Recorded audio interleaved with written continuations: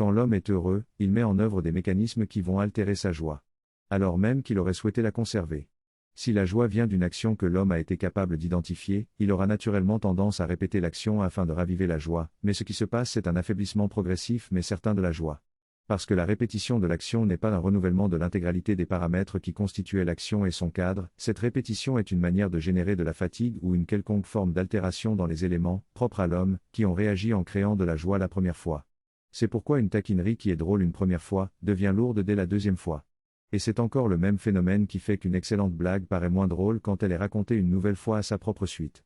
On ne peut plus sérieusement, une action qui vous procure de la joie, vous en procurera déjà moins si vous la répétez trop souvent sans espacement. Parce que vous ne renouvelez rien, vous sursollicitez vos mécanismes de réaction et de sensibilité qui vous permettent de vivre cela comme de la joie.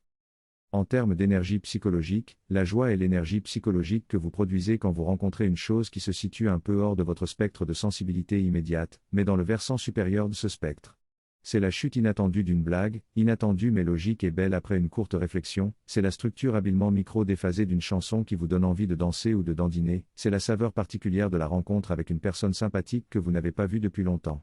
Il y a évidemment du plaisir dans la joie, mais le plaisir seul est la rencontre avec quelque chose qui confirme votre sensibilité, c'est le savoureux d'une mangue parfaitement mûre, c'est l'étreinte d'une personne que vous aimez beaucoup, c'est le fait de retrouver chaque jour la quiétude et la verdure de votre jardin.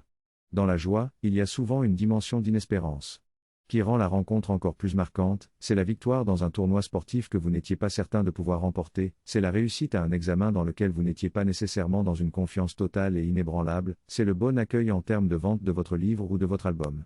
Ce qui rend la joie possible, en réalité, c'est le degré de candeur que vous établissez en vous et dans lequel vous rencontrez le monde. C'est votre candeur qu'il faut préserver et développer. Et la candeur c'est le fait de rencontrer les choses sans aucun a priori et sans aucun préjugé.